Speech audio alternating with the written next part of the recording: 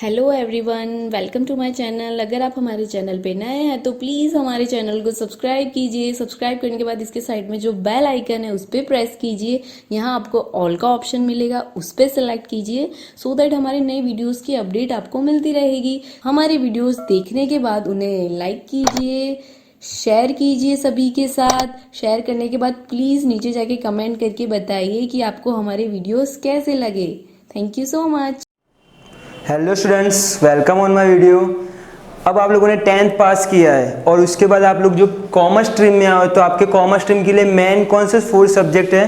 4 accounts, statistics, economics and business. अब आपको पता है कि अकाउंट्स में क्या होता है। अकाउंट्स में क्या होता है कि जो भी हमारे डेली के इनकम एंड एक्सपेंसेस है उसको हम लोग रिकॉर्ड करते हैं और अकाउंट्स के थ्रू हम लोग उसको at the end of the year हम लोग क्या करते हैं कि हमें कितना प्रॉफिट अर्न हुआ है, how much profit realise by business, otherwise how much loss incurred in our business. Statistics में क्या होता है कि वहां पे भी हमें न्यूमेरिकल डेटा होता है, उसको कलेक्ट करना है, देन उसका एनालिसिस करना है और उसके ऊपर से हमें जो रिजल्ट चाहिए, जो टॉपिक के ऊपर हम लोग रिसर्च कर रहे हैं उसके ऊपर हमें रिजल्ट मिलता है। अंडरस्टूड? सो आज हम लोग पढ़ेंगे standard 11 subject accounts. Okay, so in account subject your first chapter is accounting and its terminology. First chapter कौन सा है? अकाउंट एंड इट्स टर्मिनोलॉजी, मतलब उसके वर्ड्स, उसके रिलेटेड कौन से वर्ड्स है वो हमें आज फर्स्ट लेक्चर में देखना है। Understood? So let we first see definition of accounting. अब हमें पता है कि बहुत सारे अकाउंटिंग की डेफिनेशन होती है, जैसे different author have different definition is given, but अब हमें मेन डेफिनेशंस कौन सी है जो सभी जगह एक्सेप्टेड है? According to American Institute of Certified Public Accountants, means according to AICPA, जो American Institute of Certified Public Accountants ने जो डेफिनेशन दी है अकाउंट्स की, वो हमें क्या है? एवरीवेयर एक्सेप्टेड है। So let we see first, accounting is an art of recording, classifying and summarizing in significant manner transactions and events which are in part at least of financial character and interpreting the results thereof। Means हमें accounts में क्या करता है कि जो भी कोई company है, सपोज टाटा इंडस्ट्री है, तो उसमें भी क्या होता है कि वो लोग भी ट्रांजेक्शन्स मेड करते हैं। बहुत जो लार्ज स्केल बिजनेस है उसमें बहुत सारे ट्रांजेक्शन्स होते हैं, तो उसमें क्या करना है? फर्स्ट ऑफ ऑल अकाउंट्स जब उसका प्रिपेयर करना है और Tata company at the end of the year कितना प्रॉफिट अर्न कर रही है, कितना लॉस हो रहा है उनके बिजनेस में, तो वो लोग कैसे पता चलता है? तो by accounting. So let we start. First हमें क्या करना है कि जितने भी ट्रांजेक्शन्स होते हैं वो हमें क्या करना है? अकाउंट्स में रिकॉर्ड करना है, देन उसका क्लासिफाई करना है। सपोज अब कोई ट्रांजेक्शन्स होता है वो परचेज के रिलेटेड है, तो हमें वो ट्रांजेक्शन कहाँ रिकॉर्ड करना है? तो परचेज के अंडर में रिकॉर्ड करना है। Okay students? देन कोई हमने आइटम्स या गुड्स होते हैं वो हमने सेल किया, तो वो क्या होगा? हमारा सेल्स के रिलेटेड ट्रांजेक्शन, तो this transactions are recorded under the sales heading.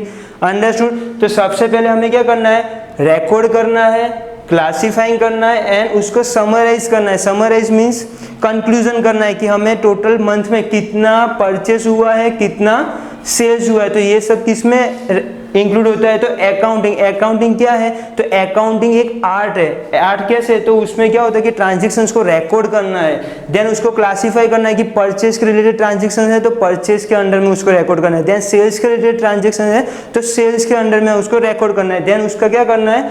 Summarising करना है, वो भी सिग्निफिकेंट प्रॉपर मैनर में। सपोज हमारे मंथ में सितंबर मंथ में बहुत सारे ट्रांजेक्शन्स हो गए परचेज के रिलेटेड, तो सबसे पहले उसमें क्या किया हमने? वो सब का टोटल किया। सपोज फर्स्ट ट्रांजेक्शन है परचेज का, वो 10,000 का है, सेकंड ट्रांजेक्शन 20,000 का है, तो टोटल परचेज ट्रांजेक्शंस कितना हुआ हमारे इन सितंबर मंथ? 30,000। अंडरस्टूड? तो उसको क्या कहते हैं हम लोग? समराइज करना, कंक्लूजन करना, वो भी क्या करना है? Then transactions and events which are in part at least of financial character. अब देखो मेन पॉइंट है ये क्या है जो मैंने अंडरलाइन किया हुआ है, क्या? Eight least of financial character. अब अकाउंट्स में ऐसे टाइप के ट्रांजेक्शन्स और इवेंट्स रिकॉर्ड करते हैं कि जिसमें मिनिमम फाइनेंशियल कैरेक्टर होना चाहिए। अब ऐसा नहीं कि कोई फाइनेंशियल कैरेक्टर मीन्स मनी में मेजरेबल होना चाहिए, कोई भी ट्रांजेक्शन होता है वो मनी में मेजरेबल होना चाहिए। लाइक ₹5,000 गुड्स परचेज, अब हमने वहां पे क्या किया? परचेज किया है, गुड्स परचेज किया 5,000 रुपीज का, तो 5,000 क्या हो गई? उसकी अमाउंट फाइनेंशियल कैरेक्टर है। अंडरस्टूड? Okay good. तो अब क्या करना है कि जो ऐसे ट्रांजेक्शन है जिसकी हम लोग मनी में मेजरेबल वैल्यू कर सकते हैं, those transactions are which can be measured in term of money, it's recorded in accounting. Okay, जो ट्रांजेक्शन मनी में मेजरेबल नहीं है वो हमें कहाँ रिकॉर्ड अकाउंट्स में नहीं करने। अंडरस्टूड? जो भी ट्रांजेक्शन होगा उसमें मिनिमम क्या होना चाहिए, फाइनेंशियल कैरेक्टर होना ही चाहिए और स्टेटमेंट हमें प्रिपेयर करना है। Understood students? So let we again repeat it. Accounting is an art of recording, classifying and summarizing in significant manner transactions and events which are in part at least of financial character and interpreting the results thereof। अब मैंने बोला था कि हम लोग accounts का main purpose क्या होता है कि हमारे बिजनेस जो हम लोग रन कर रहे हैं उसमें प्रॉफिट हो रहा है या लॉस हो रहा है वो हमें कैसे पता चलता है, तो बाय अकाउंटिंग। क्लियर? तो after all this process are completed and at the end of the year we know how much profit realized by business and how much loss incurred in our business। तो वो कैसे पता चलेगा, तो by accounting process जब हमारी ये पूरी प्रोसेस कंप्लीट हो जाएगी, रिकॉर्डिंग हो जाएगा, क्लासीफाई हो जाएगा, समराइजिंग भी हो जाएगा और प्रॉपर मैनर में उसको स्टेटमेंट में प्रिपेयर भी कर देंगे, तो उसके बाद हम लोग क्या इजीली पता कर सकते हैं। इंटरप्रेटिंग मीन्स रिजल्ट, हमारा रिजल्ट क्या होगा वो हम लोग इजीली फाइंड आउट कर सकते हैं कि हमें कितना प्रॉफिट हुआ है और कितना लॉस हुआ है। Understood students? तो अगेन एक बार, क्या है अकाउंटिंग? आर्ट है।